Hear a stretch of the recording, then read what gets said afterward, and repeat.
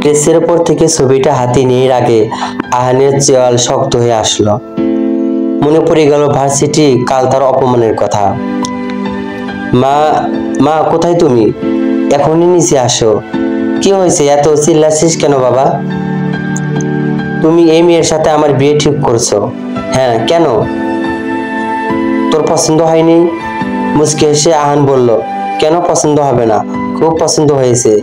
এই মেয়েকেই আমি বিয়ে করব। আমি জানতাম তোমার ঠিক পছন্দ হবে। আচ্ছা, অনেক রাত হয়েছে, এখন ঘুমিয়ে যা। বলেই মোহনা বেগম চলে গেল। মিস গাধী, তোমার মতো মেয়েকে কিভাবে সাহায্য করতে হয় সেটা আমার খুব ভালো করেই জানা আছে। বিয়ের পর তোমাকে দেখাবো এই আহান চৌধুরীর সাথে পাঙ্গা নিয়ে তুমি কত বড় ভুল করছো। ভার্সিটিতে আজ সেগুনটার দ্বিতীয় দিন। মনে মনে প্রতিজ্ঞা করলো আজ কোনো গন্ডগোল করবে না। এমনিতেও কয়েকদিন পর ও বিয়ে হয়ে যাবে। এমন সময় সিগন্ধার বেস্ট ফ্রেন্ড নিধি এসে হাজির। কিরে সিগন্ধা, কাল ভার্সিটিতে আসলি না কেন? লজ্জায় সিগন্ধার মুখ ফুলে আলু হয়ে গেল। এত লজ্জার কেন পাচ্ছিস? আঙ্কেল আন্টি আবার তোর বিয়ে দিয়ে দেয়নি তো? আরে তুই আমাকে একবারও জানালি না। আরে দূর, কি যে বলছিস? আমার বিয়ে হবে আর তোকে জানাবো না, সেটা হয় নাকি? তাহলে এত লজ্জা কেন পাচ্ছিস? আর কাল পাত্রপক্ষ আমাকে দেখতে এসেছিল আর বিয়ের পাকা করে গেছে। খুব শীঘ্রই বিয়ে হয়ে যাবে। না, তুই কি বললি সিগন্ধা? আমরা তো ঠিক করেছিলাম তোর মেয়ের সাথে আমার ছেলে বিয়ে দেব। তোর আগে বিয়ে হলে তোর মেয়ে তো বড় হয়ে যাবে। আরে এটা নিয়ে চিন্তা করিস না। আর আমার কি একটা দুইটা বাচ্চা হবে নাকি? কমপক্ষে 5-6টা তো হবে। বলে হা হা করে হেসে তুলেছি গন্ধা। দুই বান্ধবী একসাথে খুনসুটি করতে করতে ভার্সিটি মাঠ দিয়ে হাঁটছিল। এমন সময় কোথা থেকে যেন ভার্সিটি বড় ভাই পরশের ডাক ভেসে আসলো। এই মেয়েরা এদিকে আসো। সিগন্ধা আর নিধি দুজনেই এগিয়ে গেল। নিধি বলল, জি ভাইয়া, কিছু বলবেন? হ্যাঁ, তোমার নাম কি? জি ভাইয়া, নিধি। আচ্ছা, তুমি আমার সাথে এসো, কিছু দরকার আছে। নিধি মনে মনে ভাবলো, আমাকে দিয়ে আবার কি দরকার? সিগন্ধা তুই যা, আমি পরে আসছি। আচ্ছা বলেই ক্লাসে থেকে পা বাড়ালো সিগন্ধা।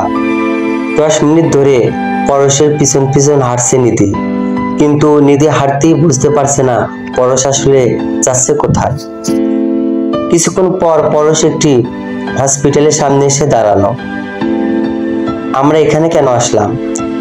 এত প্রশ্ন আমি পছন্দ করি না, চুপচাপ ভিতরে চলো। নিধি আর কথা না বাড়িয়ে পরশের পিছন পিছন ভিতরে গেল।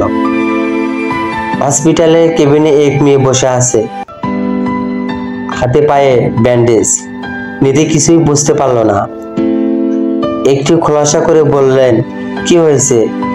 এই মেয়েটিকে আজ ভার্সিটি ক্যাম্পাসের কিছু ছেলেরা বুলি করেছিল। অবশ্য তাদেরকেও আমি উচিত শিক্ষা দিয়েছি। হারামজাদাদের সাহস দেখে আমি অবাক। ওদের সাহস হয় কি করে ভার্সিটিতে আমি থাকা সত্ত্বেও এমন নোংরা কাজ করা? আর তুমি মেয়েটিকে জিজ্ঞেস করো ওর বাড়ি কোথায় এবং ওকে বাড়ি পৌঁছে দেওয়ার ব্যবস্থা করো। আমি আবার পরনারীকে স্পর্শ করা পছন্দ করি না, না হলে আমি পৌঁছে দিতাম বা আমার বন্ধুদের বলে দিতাম।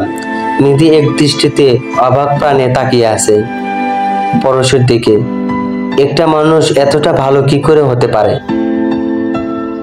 হ্যাঁ পারে, কিন্তু এই মুহূর্তেও নিধির কাছে পৃথিবীর সব থেকে সুপুরুষ লাগছে পরশকে। এতক্ষণ নিধি খেয়াল করেনি সাদা শার্টের হাতা ফ্লোট করা পরশের। চোখগুলো যেন নক্ষত্রের মতো জ্বলজ্বল করছে। চুলগুলো হালকা এলোমেলো, গায়ে বরং হালকা শ্যামলা। সবকিছু মিলিয়ে নিধির কাছে পরশকে নিজের স্বপ্নের রাজকুমারের থেকে কোনো অংশ কমও লাগছে না। এই মেয়ে, তোমাকে কি বললাম শোনোনি? এভাবে হা করে তাকিয়ে কি দেখছো? না কিছু না বলে নিধি মেয়েটির বাসার ঠিকানা নিয়ে নিল আর মেয়েটিকে ধরে নিয়ে গেল। অন্যদিকে ক্লাসে সেই কখন ধরে বসে আছে শ্রীগন্ধা। ক্লাস শুরু হতে আর 2 মিনিট বাকি, কিন্তু নিধির কোনো খোঁজ নেই। এমন সময় ক্লাসে আহান প্রবেশ করলো। Good morning student. Good morning sir. Ahan ক্লাসে ঢুকতে সবাইকে টেক্সট বুক বের করতে বলল। তবে শ্রীগন্ধা তো কাল ভার্সিটিতে আসেনি, সে সূত্রে শ্রীগন্ধা পড়াও জানা না। ভেবেছিল নিধির থেকে নোটগুলো নিয়ে নেবে, তবে নিধি তো এখন এখানেই নেই। পাশে বসা মেয়েটি থেকে শ্রীগন্ধা নোটগুলো চায়, তবে মেয়েটি একটু হিংসুটে টাইপের, কিছুতেই দিতে রাজি নয়। একের পর এক বাহানা দিতেই আছে। শ্রীগন্ধা তাকে রিকোয়েস্ট করতে লাগলো, কারণ আজও আর এই আহানের কাছে অপমানিত হতে চায় না।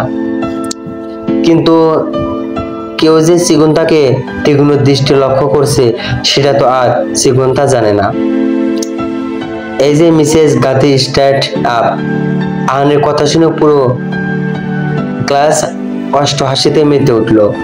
শ্রীগন্ধার আগে জ্বলাই উঠল, দাঁড়ালো। জি স্যার, কাল আমি যে নোটগুলো দিয়েছিলাম এগুলো থেকে প্রশ্ন ধরছি। আহান একের পর এক প্রশ্ন করতে লাগলো, তবে শ্রীগন্ধা একটারও উত্তর দিতে পারলো না।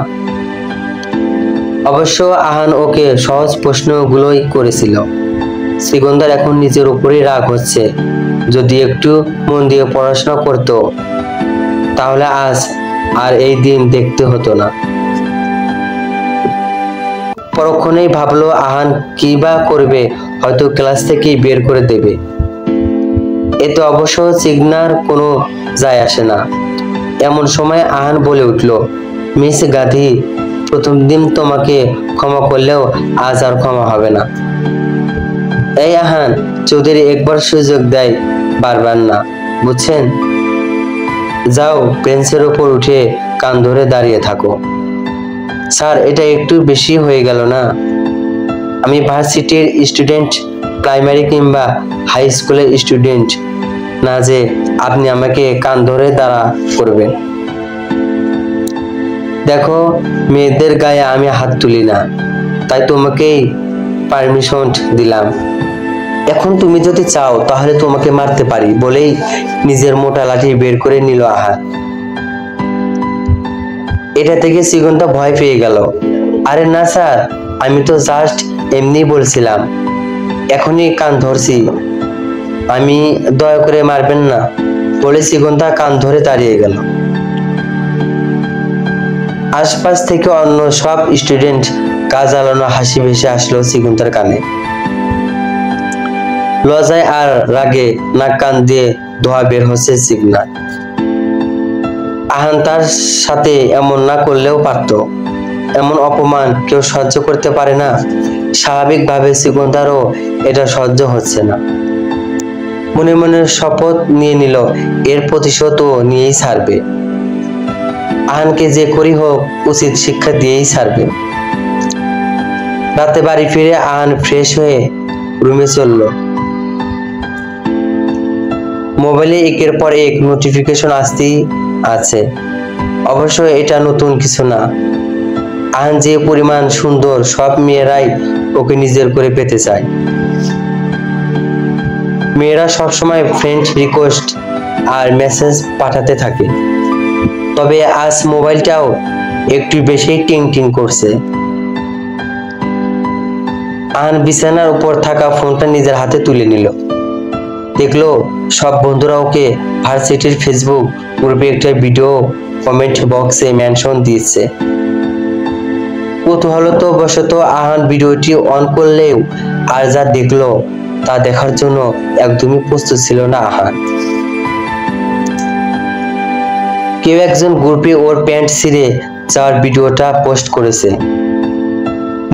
মুহূর্তে ভিডিওর ভিউ আর হাহা রিকোয়েস্ট বেরিয়ে চলছে। আহান এর আর বুঝতে বাকি রইল না এটা কার কাজ। তার হবু বউ মিস গাদি যে এটা করেছে সেটা সে খুব ভালো করেই বুঝতে পারছে। রাগে দুঃখে আহানের মুখ লাল হয়ে গেল। এই মেয়েকে সে আর ছাড়বে না, উচিত শিক্ষা দিয়েই মেয়েটিকে সাহায্য করবে। কিন্তু এখন তাকে যে করেই হোক এই ভিডিওর ব্যবস্থা করতে হবে। আহানের ফেসবুক গ্রুপে অ্যাডমিনের কাছে কল দিল। কল ধরতেই উপাস থেকে গা জানানো হাসি ভেসে আসলো। হ্যাঁ হ্যাঁ স্যার, আপনি তো পুরোই ভাইরাল। এই ব্যাস্টার্ড, তুই এই ভিডিও গ্রুপে আপলোড করলে কিভাবে? তোর একবারও মনে হলো না আমি তো কি হাল করতে পারি? মানে স্যার, কি আর বলবো, যে এই ভিডিও পোস্ট করেছে সে আমাকে হুমকি দিয়েছে। বলেছে আমি যদি পোস্ট আপলোড না করি তাহলে নাকি আমাকে অভিশাপ দিবে, যাতে আমার কোনোদিন বিয়ে না হয়। স্যার, জীবনে তো একটাই এই জীবন, যদি সত্যি কারো অভিশাপ লেগে আমার বিয়ে না হয় তখন কি হবে আমার? সারা জীবন একাকিত্ব বহন করিয়া যাইতে হবে। বলতে বলতে নাকে কান্না করে দিল গ্রুপ অ্যাডমিন। ইউ স্টুপিড, তুই এত বোকা কি করে হতে পারিস? তোর ক্লাস তো আমি কালকে নেব। এই এখনই ভিডিও ডিলিট কর, না হলে কাল তোর এমন হাল করব যে বিয়ে করেও বংশের বাতি জ্বালাতে পারবি না। সয়াকার লয়াকা। আরে স্যার, এভাবে বলবেন না, আমি এখনই ডিলিট করছি বলে গ্রুপ অ্যাডমিন ভিডিওটি ডিলিট করে দিল। আহানের মনে মনে ভাবছে কাল লজ্জায় আর অপমানে কিভাবে ও ভার্সিটিতে গিয়ে দাঁড়াবে। এর মাসুল মিস গাদিকে শুনতেই হবে। ওকে ওর জন্য কঠিন শাস্তি পেতে হবে। আগেই বিষয়টা হোক, তারপর আহান দেখবে পানিশমেন্ট কাকে বলে। অন্যদিকে ভিডিও ডিলিট হওয়ার খবর সিগুনদার কানেও চলে এসেছে। কিন্তু তারপর সিগুনদার চোখ মুখ খুশি আর তৃপ্তিতে জলজল করছে, কারণ ভার্সিটির প্রায় অর্ধেক স্টুডেন্টরাই ভিডিওটা দেখে ফেলেছে। আহান স্যারের মান সম্মান তো পুরো ধুলেই মিশে গেছে। এমন সময় সিগুনদার কাছে নিধির কল আসলো। জানিস দোষ, আমি না একজনকে ভালোবেসে ফেলেছি। কি? কাকে? নাম কি? বাড়ি কই? কিরে, আর দেখা হলো কি করে? আরে থাম, একসাথে এত প্রশ্ন উত্তর কেমনে দি বল? আজ ভার্সিটি বড় ভাই পরশ আমাকে ডেকেছিল না, আমি প্রথম দেখায় ওনাকে ভালোবেসে ফেলেছি। কি বলছিস কি? এটা কিভাবে হলো? জানি না, কিন্তু হয়ে গেছে। এখন যে করেই হোক পরশ ভাইকে আমার চাই, আমি তাকে ছাড়া বাঁচবো না দোস্ত। আচ্ছা তুই চিন্তা করিস না, তুইও তো কম সুন্দর না দোস্ত। দেখবি পরশ ভাইও ঠিক তোর প্রেমে হুমুড়ি খেয়ে পড়বে। যা, তুই যে কি বলিস না, যদি সত্যি এমন হতো তাহলে তো ভালোই হতো। এভাবে দুই বান্ধবী একে অপরের সাথে কথা বলতে লাগলো। পরের দিন সকাল সন্ধ্যা সিগুনদা বেরিয়ে গেল ভার্সিটির উদ্দেশ্যে। যে মুহূর্তে ভার্সিটি গেট দিয়ে প্রবেশ করবে সেই মুহূর্তেও নিজে বাইক নিয়ে পাশ কেটে চলে যায়। ভয়ে সিগুনদা 3 বার বুকে থুতু দিল। বরাবরই গাড়ি ঘোড়া সিগুনদার বেশ ভয় লাগে, এমনকি রাস্তা পার হতেও পারে না। ছোটবেলায় একবার রাস্তা পার হতে গিয়ে একটি ভ্যান গাড়ির সাথে অ্যাক্সিডেন্ট করেছিল। সেই থেকে একা কোনোদিনও রাস্তা পার হওয়ার সাহস করেনি সিগুনদা। সব সময় নিধির সাথে রাস্তায় বের হয়েছে, না হয় বাবার সাথে। হঠাৎ করে সিগুনদার মনে রাগ হলো, লোকটা কি ইচ্ছা করেই ওকে ভয় দেখিয়ে প্রতিশোধ নিল? না, এসব ভেবে লাভ নেই। সিগুনদা ক্লাসে যাওয়ার জন্য পা বাড়ালো। কলেজে ঢুকতেই আশেপাশে স্টুডেন্টরা আহানকে দেখে মুখ চেপে হাসতে শুরু করলো।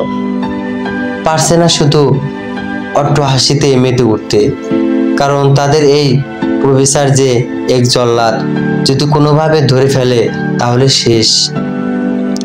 হাসির শব্দ আহানের কানে যে যায়নি বিষয়টি এমন না, তবে হাত মুঠোবদ্ধ করে কোনো মতে নিজের রাগ সামলে নেয়। এদিকে ক্লাসে চিগন্তা এক পা ব্রেঞ্চ করে উপরে রেখে সামনে এসে তাদের সাথে আহানো স্যারের প্যান্ট ছিঁড়ে যাওয়ার ভিডিওটা বর্ণনা করলো। যারা ভিডিও দেখার আগে ভিডিও ডিলিট করা হয়েছে। আহানের আন্ডারওয়্যার এর বর্ণনা করতে করতে চিগন্তা হা হা করে হাসতে থাকে। হঠাৎ পুরো ক্লাস স্তব্ধ হয়ে যায়, ভয়ে সবার মুখে চুপসে গেছে। চিগন্তা এটা দেখে জিজ্ঞেস করলো, কি হয়েছে, সবাই ভয় কেন পাচ্ছ? কেউ কেউ ইশারা দিয়েও চিগন্তাকে পিছনে তাকাতে বলল। পিছনে তাকিয়ে চিগন্তা যা দেখলো তার জন্য একদমই প্রস্তুত ছিল না। ভয়ে চিগন্তার আত্মারাম খাঁচা ছাড়া হয়ে যাওয়ার পালা। আহান আজ সময়ে আগেই ক্লাসে চলে এসেছে এবং এসে চিগন্তার মুখে তার আন্ডারওয়্যার এর বর্ণনা শুনে আহানের রাগে চোখ লাল হয়ে আছে। না, এই মেয়ের বাদরাম্য আর সহ্য হলো না আহানের। কোনো কিছু না ভেবে সাটিয়ে নিজের শক্ত ইটের মতো হাত দিয়ে চর বসিয়ে দিল চিগন্তার গালে। চলবে। গল্পটা যদি ভালো লাগে তাহলে লাইক, কমেন্ট ও শেয়ার করবেন। ইউটিউব চ্যানেলটি সাবস্ক্রাইব করবেন ও বেল আইকন ক্লিক করে পাশে থাকবেন। ধন্যবাদ।